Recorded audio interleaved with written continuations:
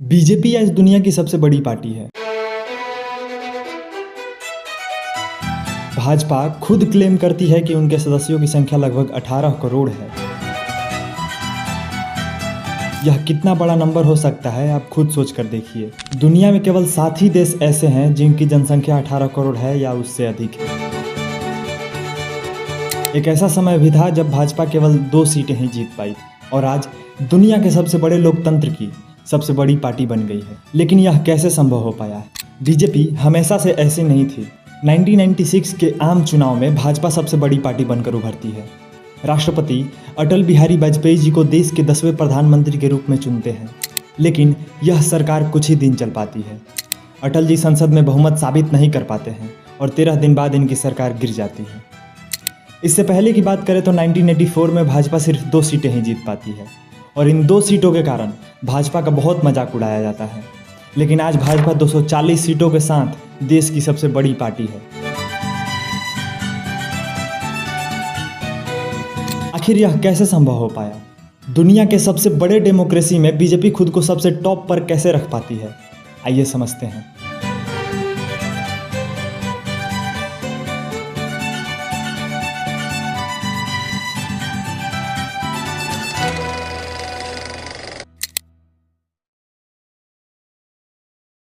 Nineteen 1996 के 13 दिन के कार्यकाल के बाद 1999 में भाजपा सत्ता में आती है। अटल बिहारी वाजपेयी जी प्रधानमंत्री के रूप में अपना कार्यकाल पूरा करते हैं। यह पहली बार ही था कि किसी गैर कांग्रेसी सरकार ने अपना पूरा कार्यकाल पूरा किया हो। यह वही समय था जब इंडिया के द्वारा पोखरण में न्यूक्लियर टेस्ट किया गया था। लेकिन इसके बावजूद भी भाजपा को अगले जनरल इलेक्शंस में हार का सामना करना पड़ता है। 10 साल हो जाते हैं लेकिन अभी तक भाजपा जीत नहीं पाती है। देखते देखते साल 2014 आ जाता है। बीजेपी अपनी पूरी तैयारी जोर शोर से करती है। भाजपा के द्वारा अपना चेहरा नरेंद्र मोदी को बनाया जाता है। ये उस समय गुजरात के मुख्यमंत्री थे और अपने गुजरात मॉडल के लिए फेमस हो रहे थे। भाजपा इस इलेक्शन में एक ऐतिहासिक जीत दर्ज करती है। भाजपा को 282 सीटें मिलती हैं पर कांग्रेस महज 44 सीटें ही जीत पाती है। 2014 के बाद से लगातार 2 इलेक्शन 2019 और 2024 में जीतने के बाद भाजपा आज भी सत्ता में बनी हुई है। आखिर भाजपा हमेशा दूसरों से एक कदम आगे कैसे रह पाती है? हम बात करने वाले हैं बीजेपी के 6 ऐसे सीक्रेट स्ट्रेटेजी के बारे में जो लोगों को वोट करने के लिए मजबूर कर देता है। आरएसएस और भाजपा शुरू से ही एक साथ काम करते हैं। अपने चुनावी रैलियों में बीजेपी के द्वारा जय श्री राम का नारा लगाया जाता है। तिरंगे झंडे के साथ साथ भगवा झंडा भी फहराया जाता है ताकि हिंदुओं को एकजुट किया जा सके। और वहीं दूसरी ओर जो भी पार्टी या नेता इनके खिलाफ आवाज़ उठाता है उसे ये लोग एंटी नेशनल साबित करने में लग जाते हैं। उसके स्टेटमेंट्स को काट छांट कर दिखाते हैं ताकि उसे एंटी नेशनल साबित किया जा सके। बीजेपी ये सब मीडिया तथा सोशल मीडिया कैंपेन के जरिए करती है, लेकिन इनका मेन पर्पस ऑपोजिशन के इमेज को डाउन करना होता है। जैसे राहुल गांधी के इमेज को डाउन करने के लिए इस क्लिप का यूज किया गया था। ऐसी मशीन लगाऊंगा, इस साइड से आलू घुसेगा, उस साइड से सोना निकलेगा। और बीजेपी ये सब मीडिया तथा सोशल मीडिया कैंपेन के जरिए करती है। अगर आप सोशल मीडिया यूज़ करते हैं और आपका पॉलिटिक्स में इंटरेस्ट है तो आपने कभी ना कभी तो बीजेपी का ऐड देखा ही होगा। भाजपा खुद को आपके पास पहुंचाने के लिए अपने आईटी सेल का यूज़ करती है। इनके आईटी सेल हमेशा व्हाट्सएप और फेसबुक पर एक्टिव रहते हैं। इनके द्वारा सोशल मीडिया पर हजारों ग्रुप बनाए जाते हैं और इनका इस्तेमाल भाजपा के प्रमोशन में किया जाता है। साथ ही साथ देश भर के लोकल नेताओं के द्वारा भी भाजपा को प्रमोट किया जाता है।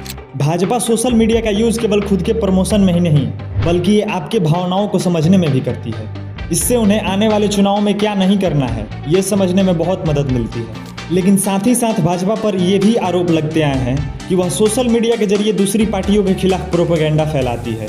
विपक्षी नेताओं के वीडियो क्लिप को काटकर उनके बारे में गलत नैरेटिव फैलाया जाता है। सोशल मीडिया पर बीजेपी सपोर्टर्स के द्वारा भड़काऊ पोस्ट किए जाते हैं जिससे देश में पोलराइजेशन की सिचुएशन सामने आती है। भाजपा शुरू से ही एक हिंदुत्ववादी विचारधारा वाली पार्टी है। ये भारत को मुख्य रूप से एक हिंदू राष्ट्र के रूप में देखती है। भाजपा के द्वारा हिंदू संस्कृति और परंपराओं का अपने चुनावी रैलियों में भी प्रचार किया जाता है। इनके द्वारा हिंदू वोटर्स को एकजुट करने के लिए अपने भाषणों में जय श्री राम, लव जिहाद जैसे धार्मिक स्टेटमेंट का यूज किया जाता है। भाजपा के द्वारा हिंदुस्तान की संस्कृति और इतिहास को बचाने के लिए समय समय पर नए नए प्लान्स भी लाए जाते हैं। मुस्लिम्स पर लव जिहाद, लैंड जिहाद और जनसंख्या विस्फोट जैसे आरोप लगाए जाते हैं। हिंदू जब इन सब चीज़ों से इनसिक्योर फील करने लगते हैं तब बड़े चालाकी से इनकी सिक्योरिटी का जिम्मा भाजपा ले लेती है, जिससे देश का एक बड़ा हिस्सा बीजेपी के साथ खड़ा होता है। और इन लोगों को अपने साथ मजबूती से खड़ा रखने के लिए ये लोग बड़े बड़े इकोनॉमिक प्रोमिसेस करते हैं। बीजेपी अपने हर मैनिफेस्टो में देश को एक बहुत बड़ा विजन देती है। बड़े बड़े वादे किए जाते हैं, बेशक उनमें से कुछ वादे जुमले होते हैं, पर काफ़ी हद तक भाजपा अपने वादों को पूरा करती है और इसी कारण से वह देश का विश्वास भी जीत पाई है। चाहे वो देश में आतंकी गतिविधियों पर रोक लगाना हो, चाहे दुनिया के सामने देश को एक मजबूत स्थिति में लाकर खड़ा करना, सब कुछ एक सिस्टमैटिक तरीके से किया जाता है। और सिस्टम तभी चल सकता है जब आपके हाथ में कंट्रोल हो। आखिर भाजपा सब कुछ अपने कंट्रोल में कैसे रख पाती है, इसके बारे में हम आगे बात करेंगे। लेकिन पहले ये जानना जरूरी है कि कैसे राजनीतिक पार्टियां सिलेक्टिव हाईलाइटिंग ट्रिक से हम वोटर्स को अपने तरफ अट्रैक्ट करती हैं। खुद की इमेज को दुनिया के सामने कैसे शो करना है, ये सबको अच्छी तरह आता है। अपनी अचीवमेंट को तो टीवी, न्यूज़पेपर, सोशल मीडिया पर हर जगह दिखाया जाता है, पर अपने फेलियर्स के बारे में ये लोग बात तक नहीं करते।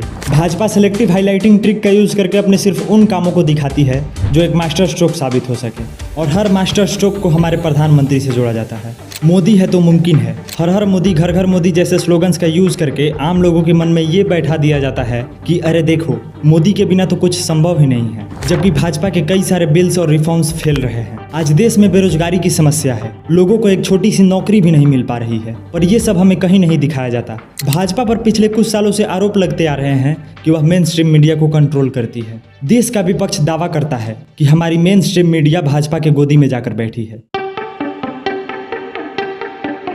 आज मीडिया ही लोगों को इन्फ्लुएंस करने का जरिया है।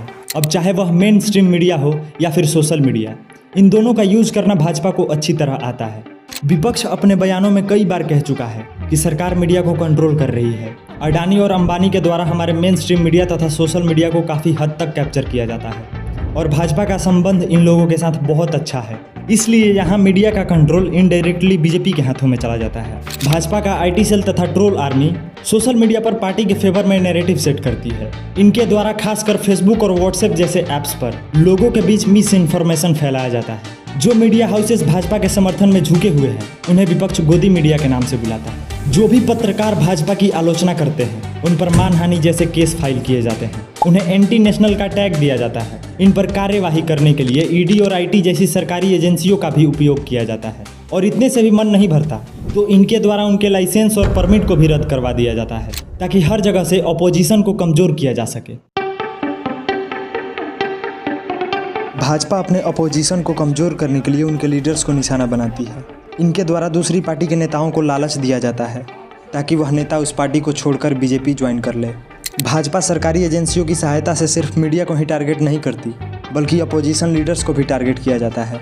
आपने पिछले इलेक्शन में तो देखा ही होगा कैसे दिल्ली में आम आदमी पार्टी के नेताओं को सीबीआई और ईडी के द्वारा टारगेट किया जा रहा था। भाजपा लोकल पार्टीज के साथ अलायंस बनाकर अपोजिशन को कमज़ोर तो करती ही है, साथ ही साथ मीडिया और सोशल मीडिया पर प्रोपोगेंडा फैलाया जाता है कि देखो, अपोजिशन तो ये कर रही है, इससे अच्छा तुम मुझे ही वोट दो। इसका एक बढ़िया सा एग्जाम्पल मुझे याद आता है बिहार से, जब वहाँ इलेक्शन चल रहे थे कि कैसे खाने को लेकर बीजेपी के द्वारा प्रोपोगेंडा फैलाया जा रहा था। 15 मिनट मिला है जो आप लोग लंच कर सके। सावन के महीने में मटन बनाने का मौज ले रहे हैं। तो आइए बात करते हैं कि आज इस वीडियो से हमने क्या सीखा।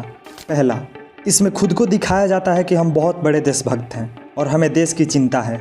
दूसरा, इसमें सोशल मीडिया और मीडिया के जरिए लोगों को मैनिपुलेट किया जाता है। तीसरा, इस स्ट्रैटेजी का यूज़ किया जाता है लोगों को बांटने के लिए। जी हाँ, इस बात से कुछ लोग ऑफेंड हो सकते हैं, लेकिन इसे झुठलाया नहीं जा सकता। चौथा, अगर आप न्यूज़ में इंटरेस्ट रखते हैं तो आपको तो ये याद ही होगा 15 लाख का वादा, लेकिन ऐसा हुआ क्या? सोचने वाली बात है। 5वें और 6ठे चैप्टर के बारे में मैं कुछ नहीं कहना चाहता। अभी बहुत सी चीज़ें हैं जिसे इस वीडियो में ऐड किया जा सकता था, पर वीडियो बहुत लंबी हो जाती। अगर आप इसका दूसरा अध्याय चाहते हैं तो आपके लिए कमेंट सेक्शन खुला है। तो चलिए मिलते हैं अपने अगले वीडियो में। तब तक के लिए अपना ख्याल रखिएगा। राधे राधे।